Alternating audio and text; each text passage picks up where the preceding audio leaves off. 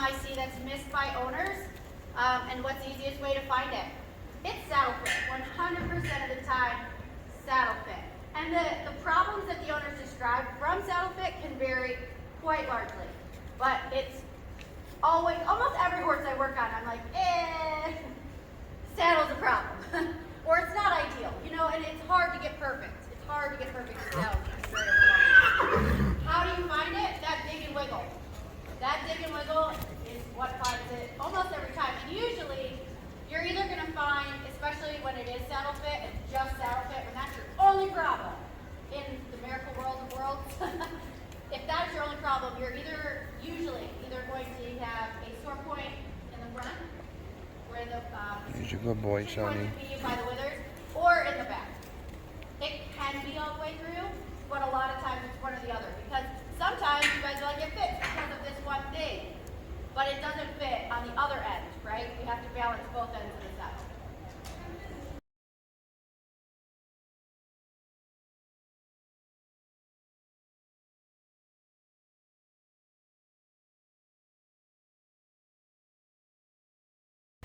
One of the biggest things, I did mention this yesterday, but you know, one of the biggest things is that these are prey animals. It is not part of their instinct to openly share their vulnerabilities. So if they're in pain, they're going to keep doing their job and keep pleasing you and keep you happy and be so good until one day they're not. And when that day comes, you can't just try and guess, is it the saddle, is it back on? There's damage there already that has to be completely fixed before we can really even safely attach the saddle. You know, and that is the bummer. That is the bummer. So watch your saddle fit. Get your saddle fit checked every 6 months, because that'll set you back. I know people that set them back a year. You know, it's a lot of rehab. Go ahead.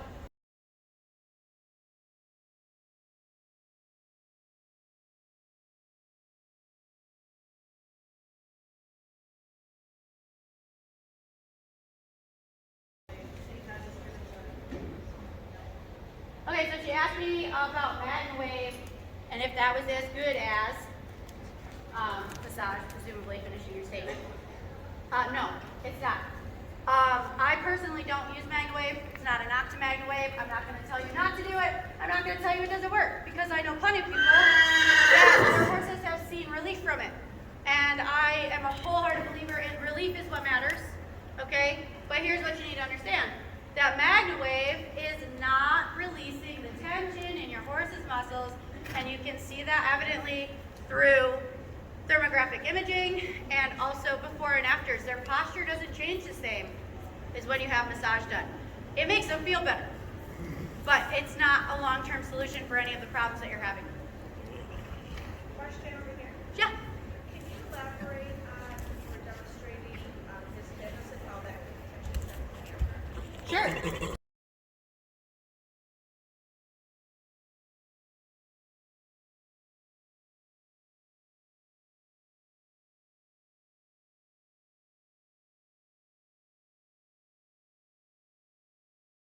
To elaborate on how we're checking the hips and how the hip alignment can affect the canter.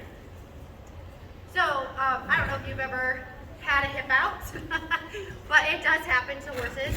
And it can look a lot of different ways, but it's not always just the hips either, right? It's the whole pelvis.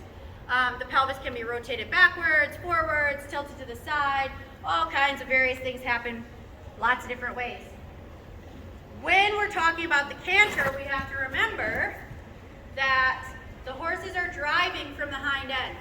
Specifically, 1 foot in the hind end leads us off, right? And that means that your horse is probably, if they're struggling to canter to the left, they probably have a little bit of a misalignment back there, and you'll actually see that in the right hind, right? If they're going to the left, it's the right hind that they're driving with. So there's so many different imbalances that we're talking about. Any one of them. I mean, just think about walking with your hips not in the right place.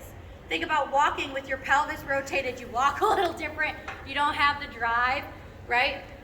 So lots of different ways that it can be impacted, but what I see the most is they're not holding a canter lead, or they fight to get that canter lead. And the other one's beautiful.